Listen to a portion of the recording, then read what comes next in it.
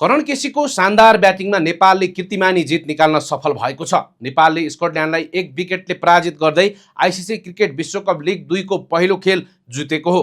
9 नम्बरमा ब्याटिङ गरेका करण केसीले 41 बलमा अजीवित 65 रन बनाएर नेपालको जितमा महत्त्वपूर्ण भूमिका निभाए। यो उनको ओडिआई क्रिकेटमा पहिलो अर्धशतक पनि हो। स्कटल्यान्डले दिएको 297 रनको लक्ष्य नेपालले अन्तिम बल बाँकी छँदा 9 विकेट गुमाएर पुरा गर्यो। Karan KC man of the match पनि घोषित भए।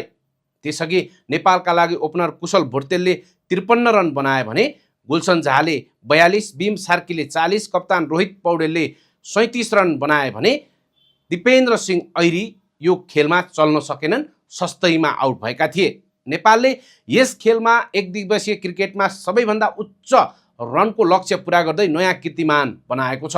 यसको नायक बने अलराउन्डर करण केसी।